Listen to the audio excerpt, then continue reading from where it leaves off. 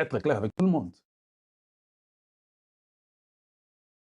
Des soi-disant opposants de la très mauvaise qualité, inutiles, qui ne raisonnent pas, qui ne réfléchissent même pas. Ils étaient tous contre les deals. Avec les prêtres inutiles, un certain Mouteba, un individu méchant, un individu qui est content quand les ennemis du Congo lui donnent de l'argent. Il vient nous dire même, il s'enorgueillit même. Il est content pour venir dire, nous avons été supportés par le Rwanda, l'Ouganda et le Kenya. Ils nous ont supportés en tout. Nous sommes où là? Donc, cet individu est content de voir les violeurs, les génocidaires, les massacreurs, des bandits des grands chemins qui tuent nos familles, qui tuent nos mamans, qui tuent nos femmes, qui tuent nos sœurs, qui tuent nos frères et nos parents. Macron a dit non, l'aéroport de Goma va s'ouvrir. Ok, good. Donc, maintenant, l'aéroport de Goma va s'ouvrir. C'était important que les chefs partent. Non, moi, je voyais les dangers que la France était l'ennemi du président Tshisekedi et l'ennemi du Congo. C'est ce que moi, je voyais. Vous voyez la diplomatie de la chaise vide, qu'il ne faut pas laisser la chaise vide, il faut toujours voyager. Et je comprends, vous avez aussi raison à votre niveau. Mais nous avions les angles différents. Vous savez, la politique a plusieurs facettes. Vous, c'était que non. Pas question d'une politique vide. Le président doit partir. Il ne peut pas, qu'il aille ses mains là-bas. Moi, c'était que non. C'est un danger. Ce sont nos ennemis. Il n'y a rien dedans. On peut lui faire du mal. C'est aussi sur notre facette que je voyais. Alors pourquoi tu me condamnais? Parce que tu es venu encore dire. Oh, Nengezaboye. Maintenant, au Moni, va au fond l'aéroport de Goma et comme ça. J'ai posé la question. On va ouvrir l'aéroport de Goma. Comment? Les M23 contrôlent Goma. J'ai dit ça. Je voulais comprendre. C'était du bluff, ce n'était pas vrai. Macron a commencé à se plaindre. Oh, nous demandons à ces gens ici d'ouvrir l'aéroport, ils refusent. En tout cas, je trouve que ce n'est pas possible. Ils commencent à se plaindre. Et moi, j'avais dit, je les répète, vous pouvez aller voir mes vidéos. Si vous doutez, je vais vous chercher mes vidéos. Parce que moi, mes vidéos là, je n'efface rien. Oh. Tout est là. J'ai dit que je ne vois pas comment ils vont quitter. On va ouvrir l'aéroport. On ne peut pas ouvrir l'aéroport pour que ces gens-là aient l'occasion de faire venir les choses là-bas à l'aéroport. J'ai dit, niet. Les gens sont venus avec la philosophie. Non, est-ce que vous savez, si c'était l'aéroport, ça peut descendre à Kigali et puis ça va entrer à Goma, ce n'est pas un problème pour la frontière. Non, ils vont ouvrir. C'était faux, vous étiez à côté, ça n'allait pas s'ouvrir. Maintenant, je vous invite. Vous êtes mes frères, je vous aime et vous êtes mes sœurs. Revenez tous, demandez-moi pardon. Oui, oui, oui. Demandez-moi pardon. Tite Kalonji, tu avais très bien raisonné. Et nous nous rendons maintenant compte que tu raisonnes toujours très bien. Ce n'était pas possible que vous ouvrez l'aéroport. Je suis venu, je vous ai dit, hein, si l'aéroport de Goma doit s'ouvrir, c'est les États-Unis, ce n'est pas la France. J'ai encore une vidéo pour vous. Il n'y a que les États-Unis qui pouvaient faire pour que l'aéroport de Goma s'ouvre. Ce n'était pas vos histoires-là de la France. La France voulait s'inviter à rentrer dans le débat. Parce qu'à ce moment-là, que les États-Unis et le Congo, on avançait bien. Non, tout n'est quand l'aéroport de Goma s'ouvre maintenant, n'est-ce pas les États-Unis, comme je vous avais dit? Ce qu'il faut comprendre et comment raisonner et comment réfléchir. Qui sait qu'il dit maintenant, comme il est là, il est maintenant l'ami des Américains. Hey! Congo, nous sommes dans le bon. Qui sait qu'il dit maintenant, laisse un peu, pour ne pas dire il abandonne un peu les Européens, il laisse un peu les Européens là. Des hypocrites à l'extrême. Attends, les États-Unis, mais c'était des médiocres. Mais quand nous avons eu celui qui était l'envoyé de Dieu, Donald Trump, tout a changé. Tout a changé. Et je vous avais dit, parce que j'avais fait mes calculs. Mon cerveau est demi. Maël est ça là. J'ai dit non. Si on signe ces partenariats, c'était ça les grands combats. Et on a commencé à faire le grand combat. Et tout le monde, même tous ces voyous de l'opposition, des aventuriers là, ils savaient. Nous devons mentir le peuple, dire que le deal est mauvais pour effrayer les gens, pour que le deal ne se fasse pas. Il vous disait que si le deal s'est fait, Tshisekedi va profiter de ce deal là-bas. Or, à ça, de l'autre côté, il faut le pouvoir. Or, nous, même moi, je savais que si le deal se fait, le peuple congolais va en profiter. Dedans, il y aura la stabilité. Les États-Unis pour investir il protège, il garantit ses investissements. Voilà pourquoi Tshisekedi avait dit il faut la garantie sécuritaire. La garantie sécuritaire imprégnée ou bien une idée derrière que le Rwanda devait quitter pour travailler entre collaborateurs ou bien les trucs là régionaux que vous aviez. Je savais aussi que les trucs régionaux, le Rwanda n'a pas de minerais. Comme ça, quand on fait des calculs, hein, si vous savez intégral dans la vie, non? À l'université, là, quand on étudie là, vous ne savez pas les équations à 2, 3 inconnus. Vous devez d'abord trouver inconnu à Liboso. Ce que vous avez un résultat inconnu à Liboso, ça va t'aider à cause résultat inconnu à Mibale.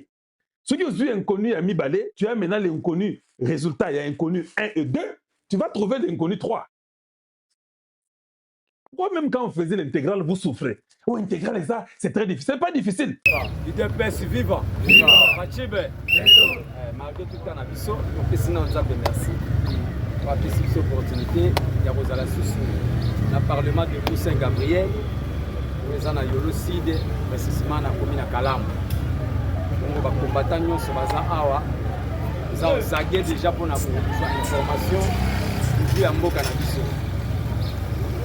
Nangana banda boye parce que tozaki na ba réalité belé oyo tomoni na kati ya bitumbo nyonso oyo tobandi kobunda yango depuis kala mais ba réalité oyo ezo réaliser lelo oyo bato basatandaki pe na ngote UDPS vivant UDPS vivant omoni même makambo ezo sama tobaki bitumba na esilité bitumba eza munene.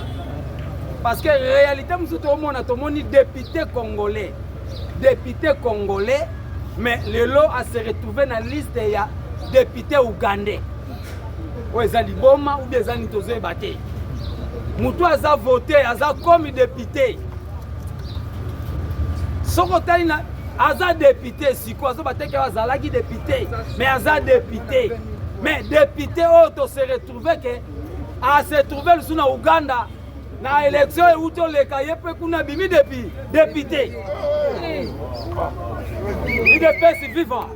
UDPS vivant. On comprend que l'infiltration ya Congo. Yo kande ba infiltrer Congo, yo Congolo vande ko tala makamwa mikie. Mais bango ba ya ba infiltrer biso. Yo zo sala politique zo tala ote Kabila mais Kabila yena bato ba loni bango. Mais za ko kamwa. Bazomo na député congolais, mais lelo député wana aza député, azo CG. Balobi kaka ote, net ba na vacances parlementaires, bangwana ba ke ba vacances na bango yepa ke Uganda. Mais oh kake na Uganda sali pe campagne, a comme kuna pas za Ougandais, abimi pe député. Yo kasi ko niveau ya, même mutabimi de député kuna ya sa soudinya.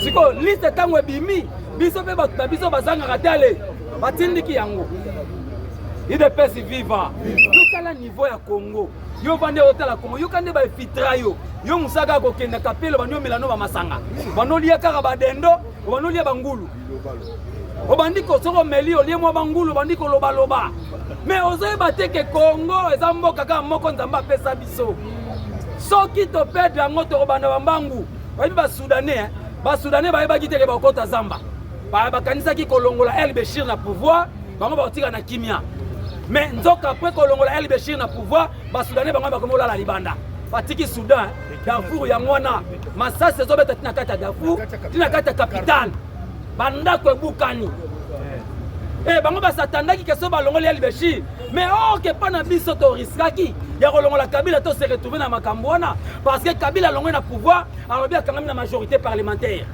UDPS vivant. Majorité, et le Kabila Luka Gaza Bitumbati. Ce qui moutoua zaki soupleté, et le Gaza Bitumba va jeter.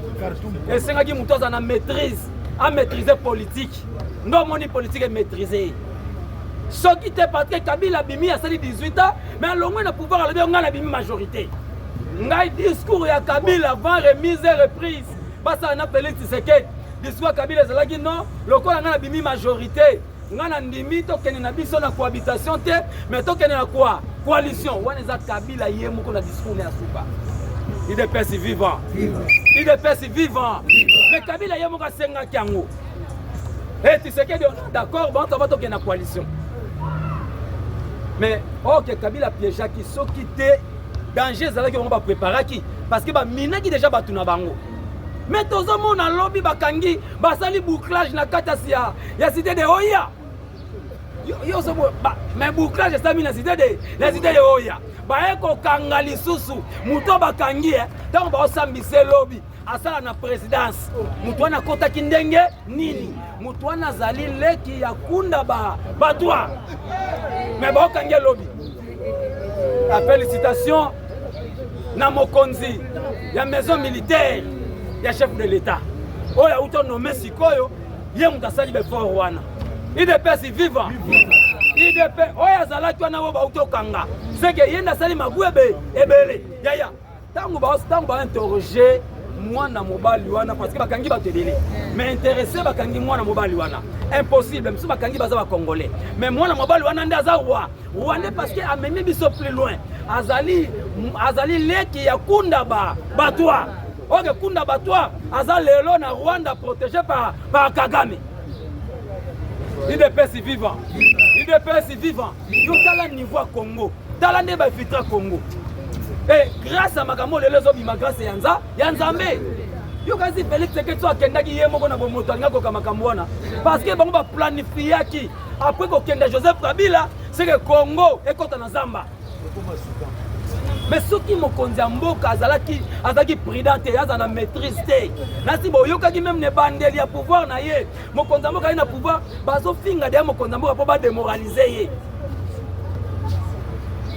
babi oza patin oza elilingi ya pamba IDPS vivant yokasi bando osala ngo pamba te bayebaki elo baosala mais bayebaki teke moto wana aza na maîtrise ebele bango bafingi mais ye na suka ke na Angleterre abi nga na osala eloko te me na kodeboulone bango IDPS vivant pandeke moko atombolo aza moto azalaki préparé et puis Nzambe accompagné ye soki Nzambe accompagnaki associaki Nzambe te c'est que danger ngaki eza mpona Congo lelo ngana mpe tonga totelema awa te ya mosusu parce que totelemi afo tofélicité d'abord tokumisa d'abord Nzambe oyo mokonzi ya mboka asolicitaki IDPS vivant pendant ke makambo nyonso tosalama tosigné baccord ya Washington na moment oyo esengeli tokota na baapplication mais barwandais bakangami IDPS vivant boule na bango eza kaka yoka nanga ye moko azoloba makambo semaine moko azoloba makambo différent donc ezebana te bakomi na problème ya mutu bie koma Kagame azopesa azosala bainterview pendant semaine moko azosala bainterview combien lelo alobi mosusu lobi aloba nde mosusu IDPS vivant mais grâce ya mokonzi ya mboka bien aimé IDPS vivant comprenez mon émotion IDPS vivant et pendant que bakombata baza ozage bakombata baza ozage na politique ezaka na bamite yango moni Vital Kamerhe azo comprendre te eloko te oye na Félix Tshisekedi na pouvoir bobundi boke na makambo ya Genève boye na makambo ya Kenya bosali association esengeli boya siko botambusa mboka yo ye oyeka na politiki nzoka babandaki koyiba na ntango ya Kabila nde balingi c'est que Kabila lokola azwaki mboka atiaki yango ferme azwaki yango atiaki yango transparence te yango omoni bango basepelaki azwi cour de compte abomi yango azwi chef abomi yango donc moto akontrole bango aza te mais mokonzi ya mboka ye na pouvoir arestaurer cour de compte nazolanda rentrée judiciaire ya président cour de compte makambo alobaki alobi non cour de compte c'est kufa déjà bango basatandaki te kokozonga et grâce en tout cas on a félicité mokonzi ya mboka oyo aye tour nda restaurer cour de compte tala na bapoto na bamboka lokola États-Unis bana brigade mobimba babengi yango les brigades financières bango bani basala bapatrouille financier brigade mobimba eza armée mobimba yango ezaka polandela makambo ya mbongo siko na Congo boza nango na Congo biso toza nango yango moni moto azoyiba mbongo ndenge alingi parce que moto akontrole ye aza te soki lelo baréalité ebimi na poisa eza parce que mokonzi ya mboka ndimaki atia gestion ya mboka na kati ya transparente moto akoso te parce que nyonso oyo ozoyokana eza mokonzi ya mboka nde alingi yango soki alingaki yango te nyonso na ntango Kabila yo wana oyoka oyo moto ayibi mais bayini mbongo na désordre na pesa ke loko moko kaka mutu lokwa matata poni bambongo ayibi eza ba jeté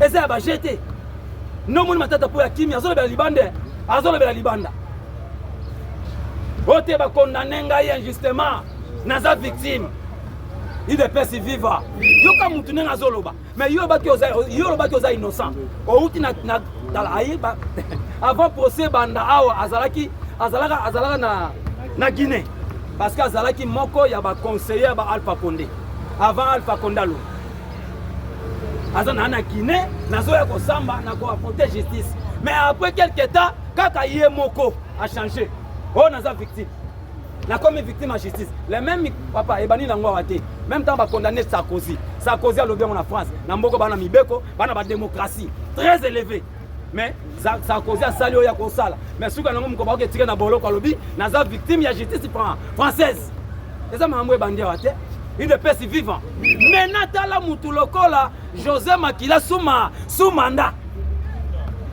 akima ye moko akosika ba opérer nga na keli banda na problème de santé akomi na yona na Spagne wo banda kima depuis 2021 ya lobi na problème de santé mais akima kokim tala José Makila azalaki ministre ya transport mambo amema Kabila na aéroport bacha libanga po basala aéroport asika babimisa mbongo ya leta kaka José Makila zo mbongo ya leta tu bakabola mbongo babisi bapesa José Makila kimanango nyonso muta okanga José Makila zate baki okutana na José Makila na Kenya. Vous comprenez que ceux qui Félix Tshisekedi azwi mboko ya chango na gestion mboka chango na transparence eza na volonté bonne volonté na ye po akamba mboka etambula malamu ndo moni ye moko azogele même ba ministre na kata conseil des ministres ayebisi bango botika ba détournement bolandaki ye même temps azalaki mardi azalaki na centre culturel azalaki na ba jeune alobi na bango clair makambo ya détournement tala ba mikolo na bino nde baosala makambo nyonso baosala na gestion ya l'état bino jeunesse esengeli bozwa responsabilité ça dit quoi vous comprenez Félix Tshisekedi Félix azolinga changer classe politique siko bino bo comprendre te aza na posa ya changement ya classe politique esengeli ba jeune bazwa responsabilité bakota na gestion ya mboka ba papa oui baza ba papa expérience ezala kaka mais tala la pareille expérience ba utokanga mutu ya kale mutu na bakangi lobby on comprend mutu na za colonel lieutenant colonel mais akota ki ndenge ni na cité de Oya asala kana na cité de Oya depuis kala na tao nini ya kota ki na cité de Oya donc tant Félix azokota bango ba mona Félix bo bango bana sécurité ba mona Félix ba vai na bango Félix tango bimi bango ba benga donc c'est que rapport nyonso ya cité de Oya ezokene na Rwanda wo ti lelo esalama mais kala mokonza mboka ba réalisation mokonza mboka azosala même na 7 ans à Pamba désolé ba mne lokote désolé ba congolais lokote et na pouvoir mon côté vandawa pendant 5 ans et ça même 7 ans et ça le makambo Félix Asali Mouzel Laurent Désiré Kabila na loba Mouzel Laurent Désiré Kabila fait 4 ans même 4 ans papa banda ko tanga 97 si ayeko kufa bien ayeko kufa na 2001 na janvier maintenant au Kenya combien des années asali tali plus de 4 ans maintenant asali 4 ans na ye so tali ba réalisation et lo monté ezaka que non asungaka biso to vandi mutwana osangisa makolo nde to bandiko kabula siko makolo mais elongeli ba congolais to landi yango même ntango bazo sala manifestation ya Mouzel Laurent Désiré Kabila batu baleki na ba média un papa mukolo mutazo lo bango na vai na TV nazo seka oh mutazo réfléchir be Congo ba pesi mutu aza Mouzel Laurent Désiré Kabila zai na mandat ayaki ka yemoko azui abomi nyonso a changer na monnaie azaki na avantage ya revendre même économie ya Congo parce que azaki mbongo asika oh yaki nango il est percé vivant mais il n'a aucun avantage parce qu'il a changé de longue na Zaïre to comme na kozongi na Congo a changé na monnaie mais souka nango Quand bateau y est, parce que tant que nous avons guerre, nous avons mis guerre, c'est qui? Mais c'est le musée Laura des Kabila, Yemoko. Parce que yo zoti ka ba rebelle, ba rwandais, ba zotambola na ba arma minene na kati ya capitale. Yo pesi bango poste munene, chef d'état-major, ne vandi na James Kabarebe. Ce qu'on yebisanga yo sani. Nana bimisi guerre, ce n'est pas Moussel lui-même. Il dépêche vivant. Il dépêche tant landa bango à désarmer bangote. Que to désarmer biso to zong samanduki na ba caserne, to tambola maboko pamba, il stratégie ne salamate. Mouza désarma ba rwandais na ba arme na maboko. Et ça na mboka. Il dépêche vivant. Il dépêche vivant. Zaboyote, yenda zali a trahi Congo te. To tika ba blanc, comment biso ba Congolais to bata na ba sentiment mingi. Le loto Congo comme iboye ba sentiment lesquels biso trop. Il dépêche vivant. Ba sentiment de comme si Congo le loboy. Soki to longola ba sentiment to ngato ça, ba revendication. Le loto comme na niveau haute. Il dépêche vivant. Il dépêche vivant. Yango moni même na ba est de wana, ba subir les conséquences graves à cause de l'aventure na biso mo ba Congolais. Tozondi na début même M23 tango yebi tumba. Tango zongi bitumba na début na 2022. Bitumbe zongi na 2022 na janvier. Boye baké un to pakangi combien de ba Congolais bango moko ba memela même ba Rwandais ba munitions. Bazo sombela bango va vivre. Ba sombeli bango ba kena ba mama ko bakangaye. Na mutuka. Azo somba ba biloko kolia ba loso ba nini. Ba ngombe azo memela ba rebelle o keteke la ngoso na chair. Ba médicaments. Mais biso mo nde to linga Congo comme bongo. Mais ba Rwandais va profiter de la faiblesse na biso. À cause ya biso to linga to koti na zimbongo koti na bar, obandi komela masanga. O zimbongo oso yo lingo tambola kana mutuka. Osa oto banda ku baninga ba souffrir. Mais yango lelo comme si Congo boui. Lelo charge na so na muto Félix Tshisekedi. Voyez ça 7 ans c'est que yende fois ça la nyonso. Oh nyonso Kabila bomaki na 18 ans. Mais Nzambe pas pesi makasi ya osala même au Kabila koka kité na 18 ans ya sali même na 7 ans bon moni mikole uto le 14 déjà ba mitu ya très ebele otoza nango oye eza na Dar es Salaam à part oye awa nasi dans quelques jours boyokaki même nzela ya train et bukanaki lisusu oya matadi mais ba confirmer déjà lobby dans quelques jours. Déjà, comme il a fait des travaux pour train ça nini ezonga. Très sali kaka une semaine. Après une semaine, c'est là où on est boucani sous ma casse.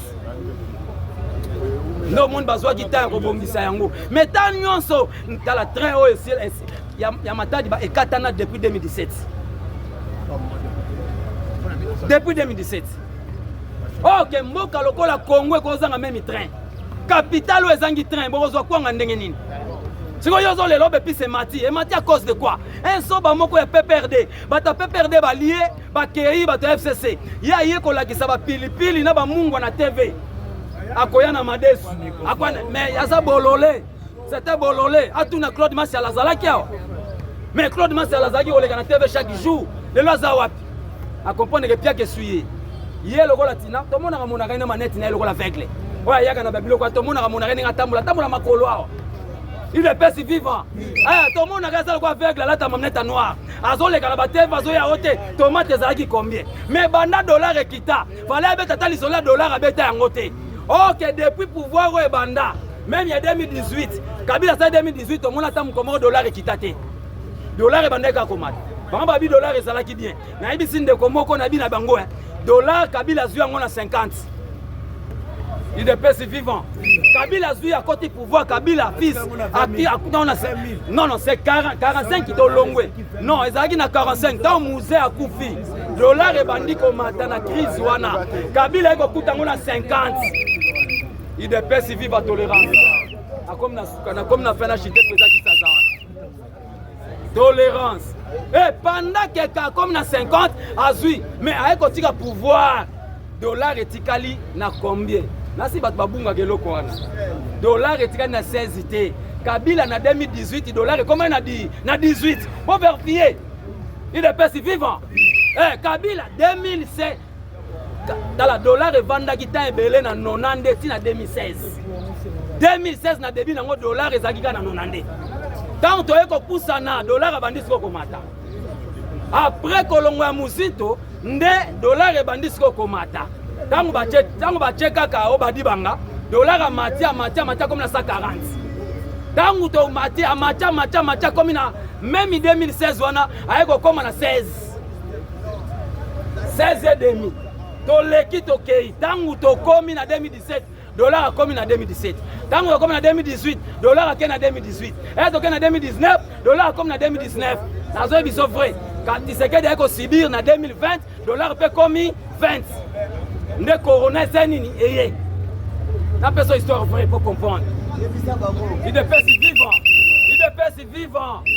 pesi vivant mais mokonza mboka bundi yefo ya kobeta kata lisolo depuis Congo banda Mobutu akenda Congo etikala nanu dollar et matate ekita ndenge sali ya kwa kokita awa c'est la première fois à part na régime Mobutu mais fallait batu bandi mailoko liboso mokonza